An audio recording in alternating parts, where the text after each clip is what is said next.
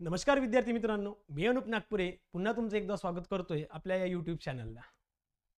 आजचा जो टॉपिक आहे सगळ्यात महत्त्वाचा, एक्झाम ओरिएंटेड आणि 100% 2 किंवा 3 क्वेश्चन UDCPR चे या पर्टिक्युलर चॅप्टरवर तुम्हाला बघायला मिळतील। Chapter number 6 general building requirement, setback, marginal distance and permissible FSI।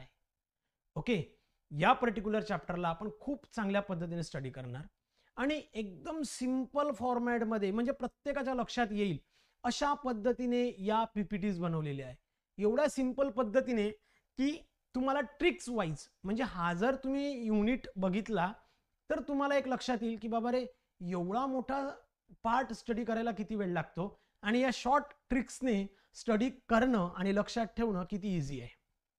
त्यासाठी पूर्ण व्हिडिओ हा पूर्ण बघा।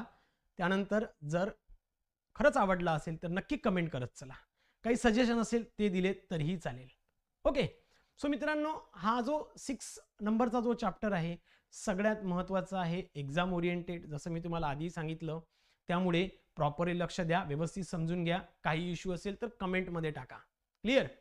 तर जो पहिला चॅप्टर आहे general requirements of building, setback, marginal distance, height, त्यानंतर परमिसिबल FSI, हा एखाद्या पर्टिक्युलर एरियामध्ये, एखाद्या प्लॉटवर, एखाद्या एरियासाठी, म्हणजे प्लॉट एरियासाठी, हाईटसाठी किती असायला पाहिजे, कसा असायला पाहिजे, हे खूप चांगल्या पद्धतीने आणि प्रॉपर पद्धतीने समजून घ्या।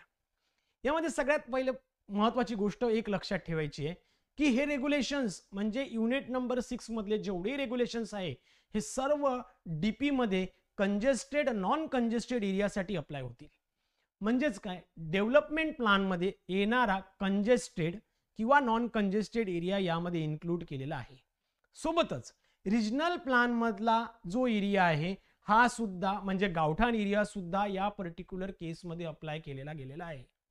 सोबतच जर का एखादा एरिया ज्याचा मेजरमेंट हे 0.4 हेक्टर म्हणजेच 4000 स्क्वेअर मीटर पेक्षा जास्त असेल आणि तो एरिया हा कंजेस्टेड एरियामध्ये असेल, बघा मी काय सांगतोय, सगळ्यात महत्त्वाची गोष्ट लक्षात ठेवा, एखादा एरिया हा 4000 स्क्वेअर मीटर और 0.4 हेक्टर 0.4 हेक्टर पेक्षा जास्त असेल आणि हा कंजेस्टेड मध्ये असेल, कंजेस्टेड एरियामध्ये असेल, तर या पर्टिक्युलर एरियाला नॉन कंजेस्टेडचे कंडिशन अप्लाय होतील, लक्षात ठेवायचं। ओके, सगळ्यात महत्त्वाची गोष्ट, जर का एखादा एरिया मेजरमेंट 0.4 हेक्टर पेक्षा जास्त असेल आणि तो एरिया जर का कंजेस्टेड एरियामध्ये असेल तर त्याला सर्व ज्या काही कंडिशन्स आहे फक्त आणि फक्त FSI सोडला तर, म्हणजेच काय, FSI च्या ज्या कंडिशन असेल त्या सोडून बाकी सगळे रेग्युलेशन, सगळे प्रमोशन्स हे नॉन कंजेस्टेडचे अप्लाय होतील। म्हणजेच तुम्हाला तिथे नॉन कंजेस्टेडचे सगळे रेग्युलेशन्स FSI च्या कंडिशन सोडून अप्लाय करता येतील। ह्या गोष्टी खूप महत्त्वाच्या आहेत। क्लिअर? पुढे जर का गेलं तर यामध्ये सगळ्यात महत्त्वाची गोष्ट आहे की आपण सगळ्यात सुरुवातीला जे काही रेग्युलेशन्स आहे हे कंजेस्टेड एरियासाठी स्टडी करणार आहोत। म्हणजेच काय, रेग्युलेशन फॉर कंजेस्टेड एरिया, जेवढे रेग्युलेशन्स आता बघतोय हे कंजेस्टेड एरियासाठी बघतोय। डेव्हलपमेंट प्लान मध्ये असू दे, गावठाणमध्ये असू दे, विलेज सेटलमेंट मध्ये असू दे, रिजनल डेव्हलपमेंट मध्ये असू दे, एखाद्या ऑथॉरिटीच्या अंतर्मध्ये असू दे, हे सगळ्या कंडिशन फक्त आणि फक्त कंजेस्टेड साठी लक्षात ठेवा। कंजेस्टेड साठी सगळ्यात पहिली गोष्ट म्हणजेच काय, सगळ्यात इम्पॉर्टंट आहे FSI, फ्लोर स्पेस इंडेक्स। आपण याआधी पण याच्यावरचे न्यूमेरिकल स्टडी केले होते, ज्यांना माहित नाही त्यांनी त्या पद्धतीने त्याचे न्यूमेरिकल्स आधीच्या व्हिडिओज मध्ये बघून घ्या। यामध्ये FSI विषयी जर का बघायचं गेलं किंवा बेसिक FSI जो असेल हा तुम्हाला कोणत्याही केसमध्ये प्लॉट मालकाला किंवा तो भोगवटदाराला इझिली मिळतो, म्हणजे तो त्याच्यावर ऑटोमॅटिकच लोड असतो। पण हा FSI च्या व्यतिरिक्त जर का मला काही एक्स्ट्रा FSI पाहिजे, ज्याला आपण प्रीमियम FSI बोलतो, ॲन्सिलरी FSI बोलतो किंवा ॲन्सिलरी एरिया FSI बोलतो, तो जर तुम्हाला घ्यायचा असेल तर त्यासाठी तुम्हाला साधारणतः काही प्रीमियम पे करावा लागतो।